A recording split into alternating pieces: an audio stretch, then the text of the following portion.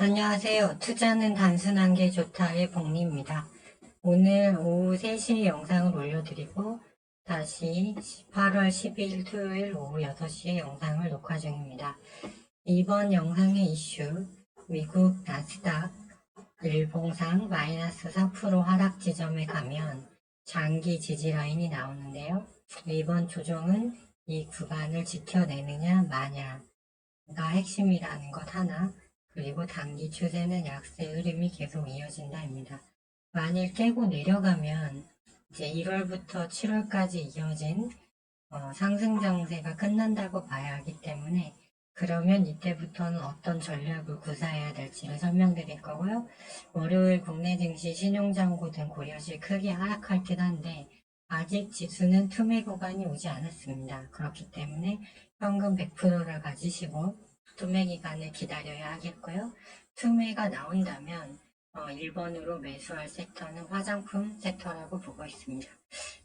내일 시장이 빠져도 일부 종목 개별주는 움직일 수 있겠지만 확률이 매우 떨어지는 자리입니다. 그렇기 때문에 장 초반에 접근하지 말고 적어도 1시간 이상 기다렸다가 흐름을 보고 단타를 하는 것이 좋다고 보고 있고요.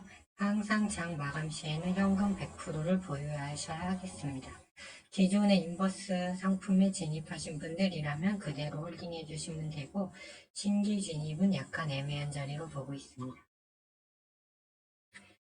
작년 2023년입니다. 이때는 증시가 고점을 찍고 하향하면서 이 하향으로 박스권이 움직였습니다. 그래서 이 지지라인, 이 저항라인을 뚫지 못하고 계속 지수가 내려왔죠. 이때의 상황을 보면 금리가 계속 올라가고 국채금리가 상승했으며 달러가 강세가 됐고 원자재 가격이 상승했습니다. 그런데 2023년 1월부터 7월까지는 계속 위로 올라가는 흐름이 나왔죠. 이때 구간의 흐름을 보면 금리는 소폭 하락, 달러는 약세, 국채 금리는 고점에서 조금 내려와서 횡보하였고 원자재 가격은 하락했습니다. 이때는 반도체, 2차전지, 엔터 등 종목이 고루 올랐기 때문에 스윙 매매, 즉 들고 가는 매매가 유효했다면, 만일 이번에 나스닥이 마이너스 4% 지점을 깨고 내려가고 있는데 내려간다면, 그때는 장세 전환이라면 그때는 다른 매매 전략이 필요합니다. 그리고 최근 원유, 천연가스 가격 상승하고 국채 금리는 미 정부의 대규모 국채 발행으로 금리가 재상승 중이며 달러도 강세 추세 전환 움직임을 보이고 있습니다.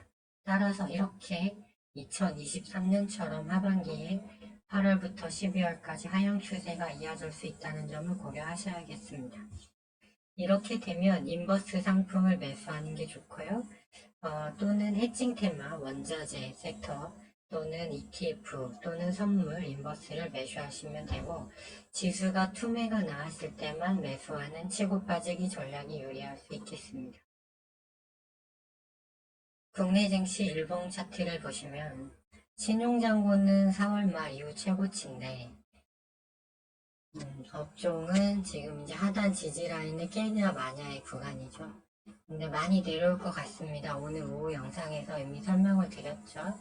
여러 가지 반도체나 뭐 이런 거 해서. 그래서 이 하단에 보시면 이렇게 분봉상 파랗게 투매 시그널이 떠야 됩니다. 근데 월요일이 그 시작점이라고 될 것으로 보고 있고요.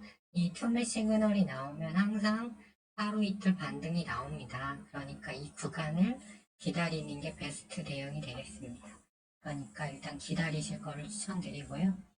그 구간이 정말 그렇게 나오게 된다면 최우선으로 매수해야 될 섹터는 중국 단체 여행객 재개에 따른 화장품 섹터라고 보고 있어요.